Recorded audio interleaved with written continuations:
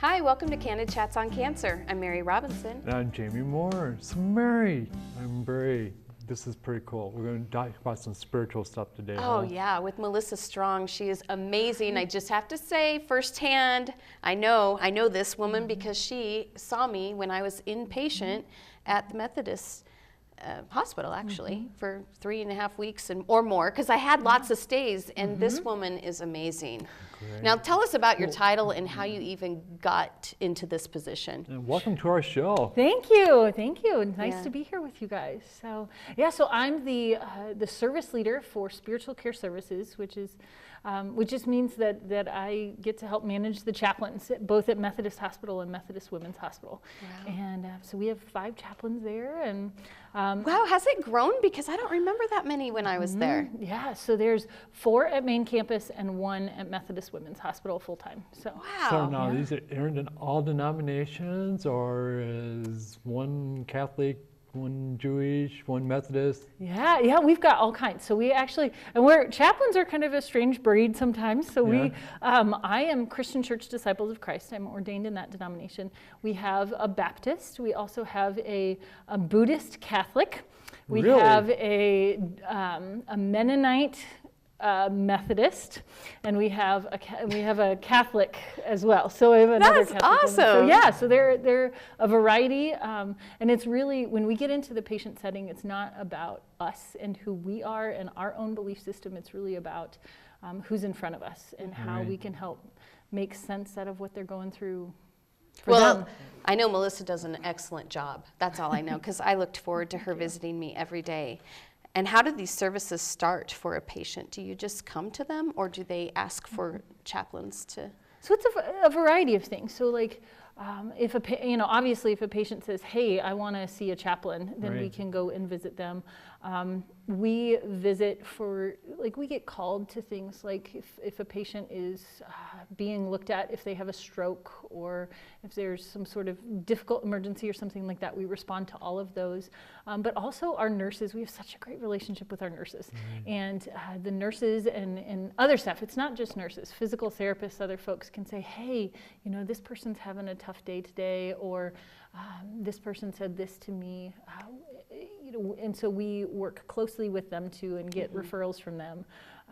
And we just round around on the units too, and pop in. Pop in, say hi. There were several times when we just popped by and I'm like, "What are you doing on this floor? Let's go for a walk."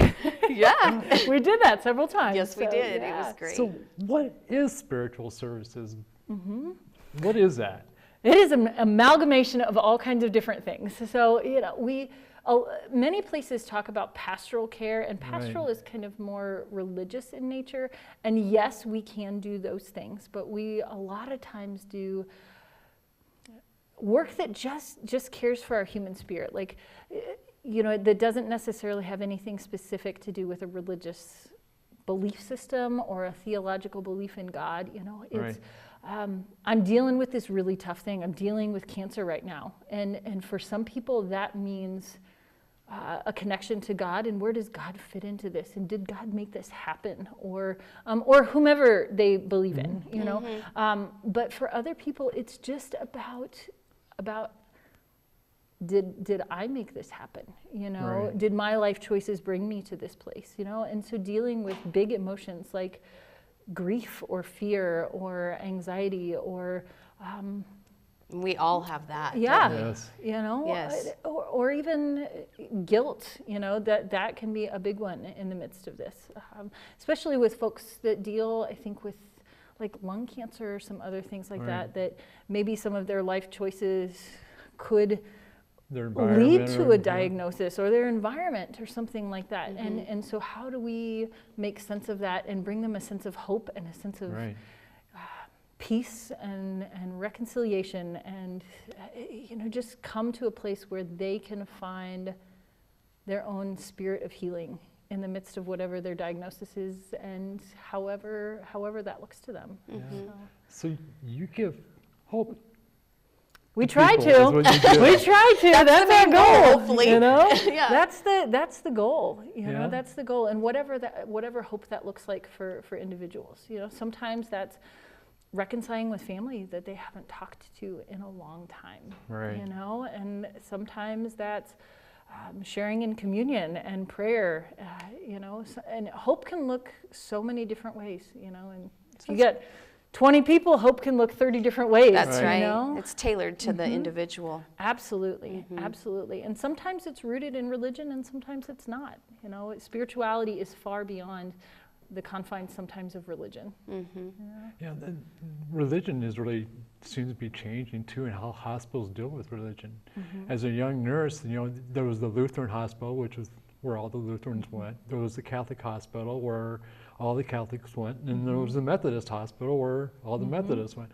Well, these days, as you're just pointing out, your team is got just about every denomination you can think of. And that's only the staff chaplains. Yeah. We have a whole slew of folks that work on our nights and weekends that are even broader and more diverse than that. So does that present problems to you now? That, because I know you see everybody of all denominations, or even some of us that are non-denominational, or some of us who just kind of fell out, and now that you got cancer, you start to renew your faith or again. Yeah. You know, I don't think that we focus necessarily on what religion that person is unless they bring that up, you know. I've had folks that come and say, hey, I'm Lutheran, can you connect me with my Lutheran pastor or with somebody who can talk with me about this specific thing? And I mean, we have like 33,000 different Protestant denominations. That's just Protestant denominations Oh my in the United goodness, States. yeah. So there's no way to know everything about every different denomination Right. and what those nuances are for each one. And so we really take the cues from the person in front of us, and you know, and it's not about necessarily answering those questions, but it's reflecting that back to say, well, what do you think about this? What do you? There were times when you had asked me questions, and I was like, I know. well, I just wanted an answer. Mary, what I know. What do you But think? it got me thinking, Yeah. and it was actually really nice. Yeah. So what was one of your questions? Well, I don't remember. That was 2014. Do you remember anything? I don't remember specific. don't remember. Well, Yeah, and because because we of talked good, quite a bit. Yeah. We really did. Yeah. She was very dear and near to my heart, and still is, because you were wonderful.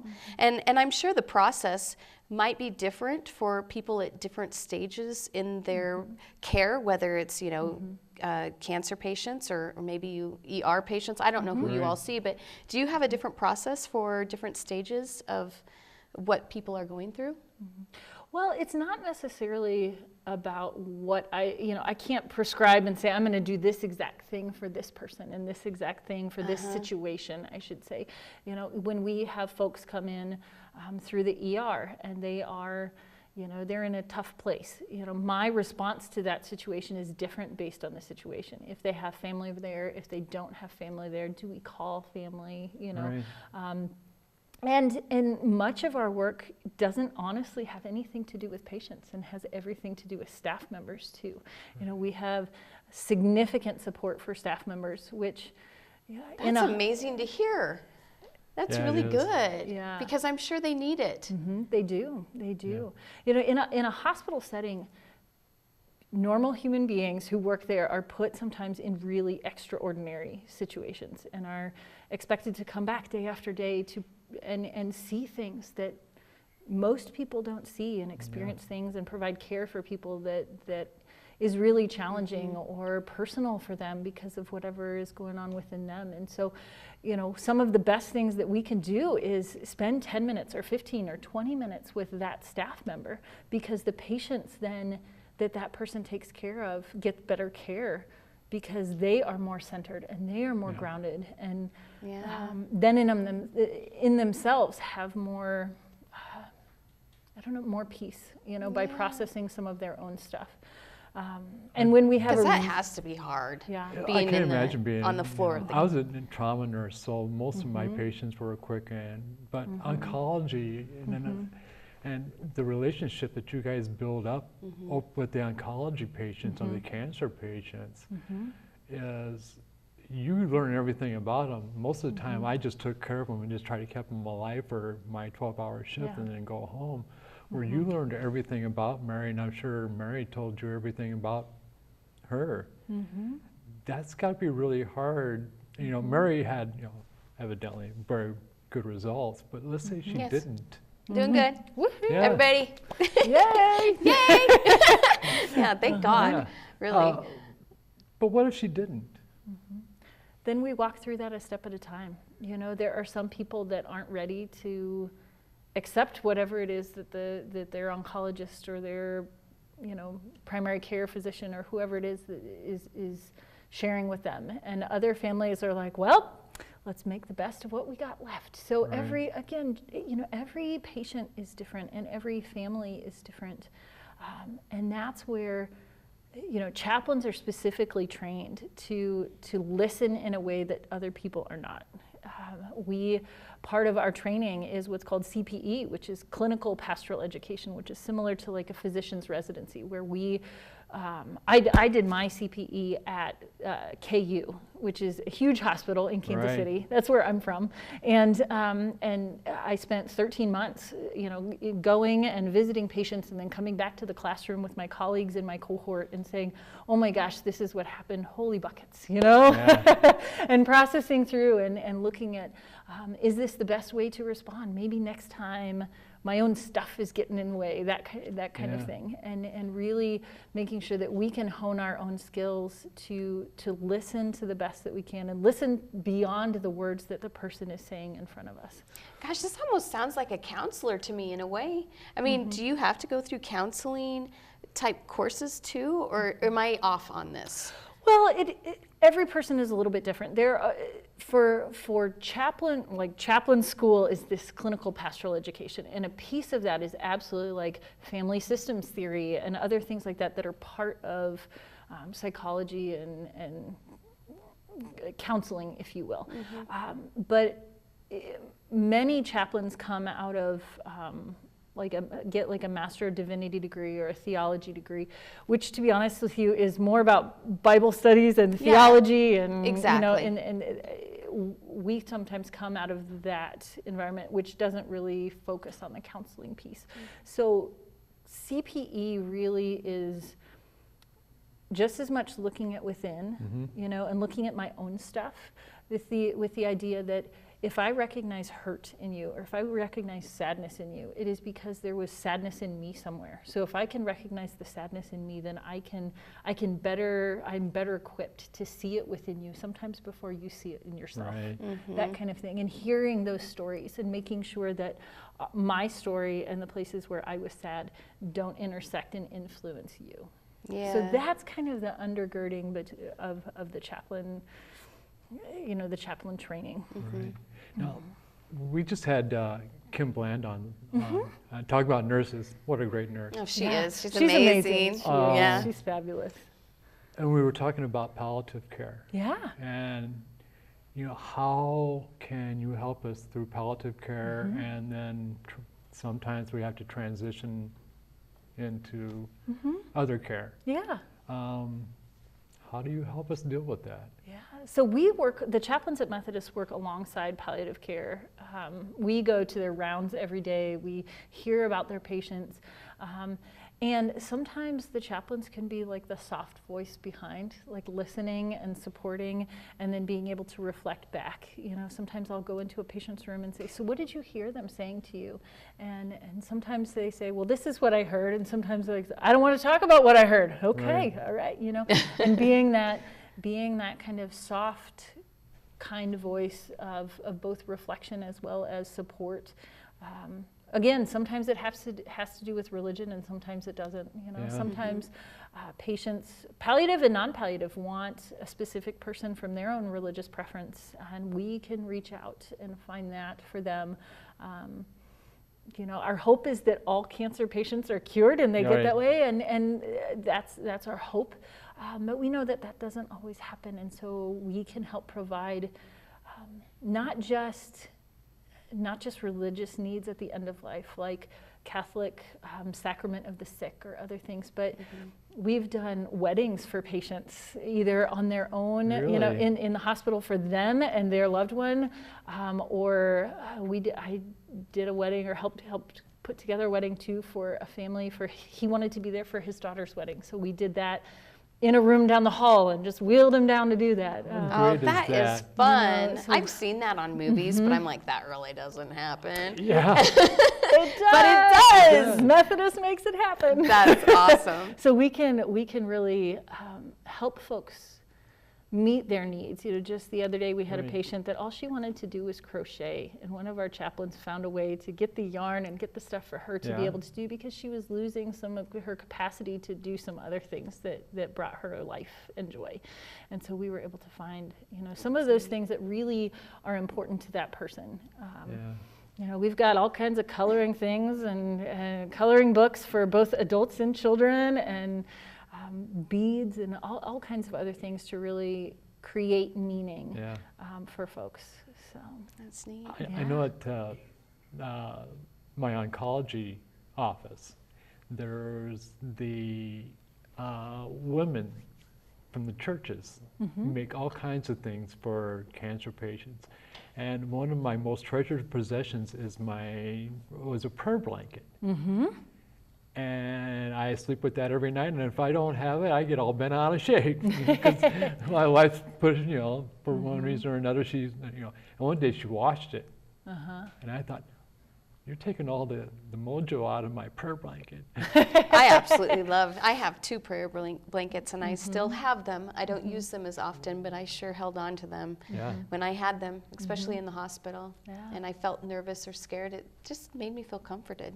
So, anyway, I won't go to bed without mine. that's Plain and awesome. simple. That's great.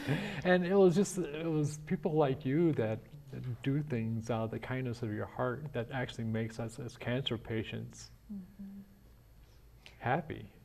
You know, I can't even imagine, you know, or I can't imagine a bunch of ladies sitting around, and it was really just a simple little blanket. It wasn't. It was, But I think they actually pray with every stitch. They There's do. something to that. Yeah. And then they make it specifically for the person. And that's what I was told anyway when I Wow. got mine. And honestly, I had miracles with that, which we would get into in another story, Yeah. because then I'd get off of our topic. But I mean, really, it was truly meaningful. And I'm sure it is for anybody that gets them. yeah. yeah. So you actually have chapel spaces for people too, right? We Like- do, yeah. There is a chapel at Methodist Hospital. There's a chapel at Women's Hospital. I'm not as familiar with Jenny Edmondson because they don't have staff chaplains there. They do have volunteer chaplains, but the chapel at Methodist Hospital is used every single day by both staff, patients. We have both, you know, and Christian staff, as well as there's a space on the floor for our Muslim brothers and sisters to come and pray during the day, and we have Muslim prayer rugs in there for them. Different folks use it for different reasons. Some need just a quiet space away. Some need, you know, the kneeler that are in there. At Women's Hospital, it's a quiet space as well. That's just lovely for, you know, for parents and grandparents, for either, you know, to pray over their hopeful children, or we've had some patients come and pray each time they come for infertility services and things like that as well, you know, hoping for that baby in their life.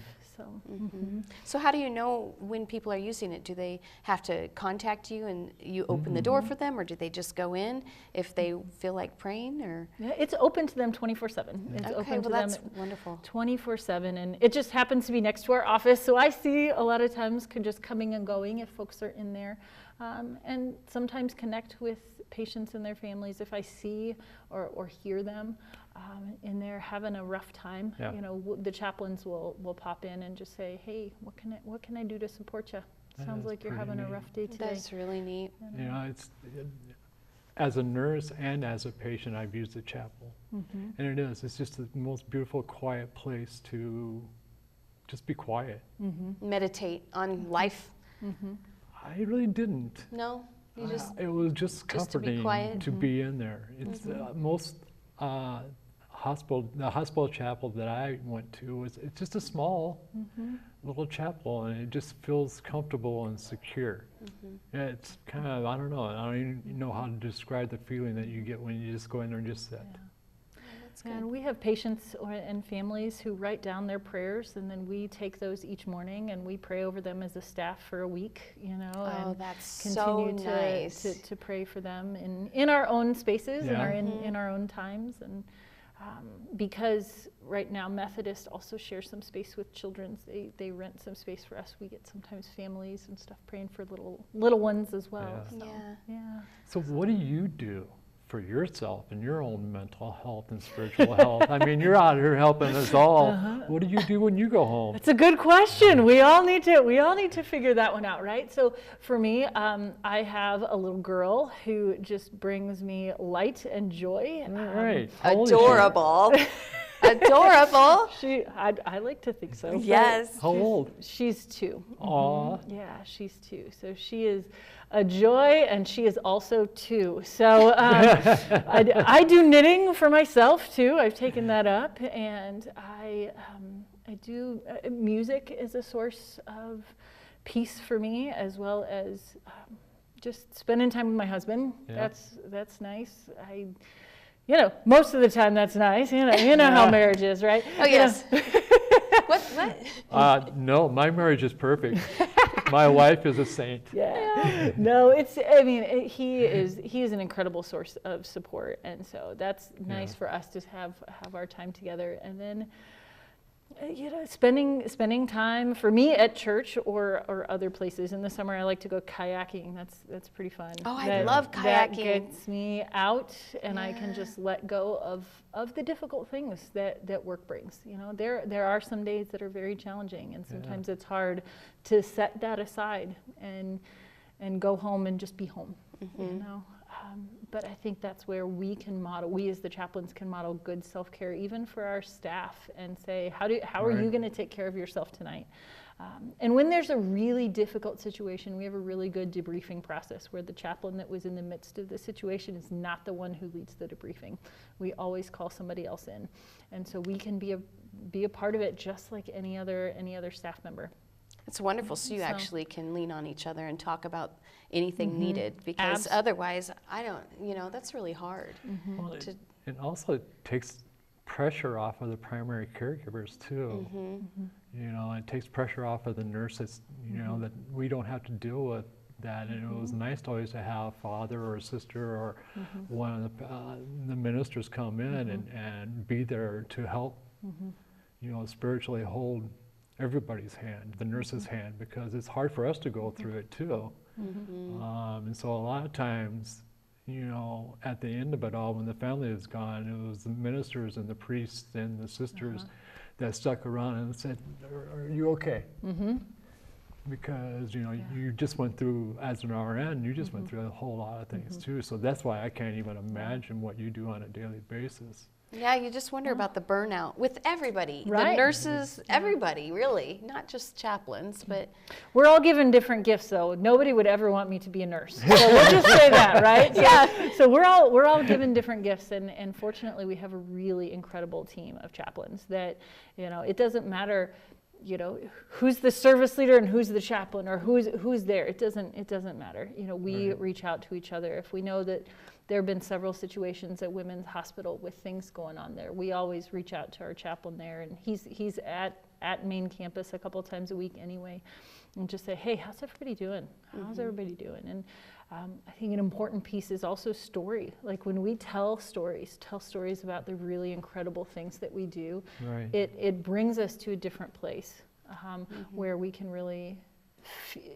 see and feel and experience all of the best things that Methodist has to offer, all the best things that we have to offer, and sit with each other when things really stink too, Yeah. and it's really tough.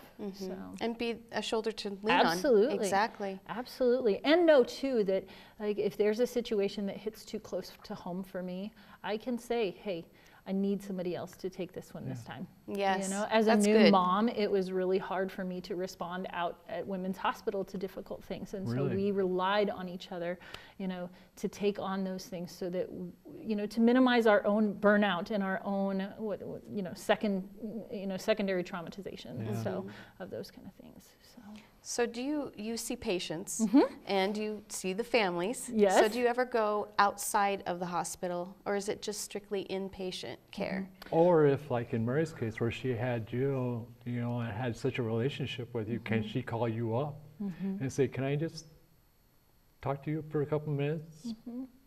Yeah, so most of our work is inpatient, and I'll tell you, we have enough to do inpatient that most of the yes. time I'm so sure. it's inpatient. Yes. There are some clinics, the clinics that are at the cancer center connected to Methodist, that once in a while we'll go over there and help debrief staff or see a patient if there's a specific patient that we get called on. Most of the time, though, our work is at Methodist main campus or Women's main campus.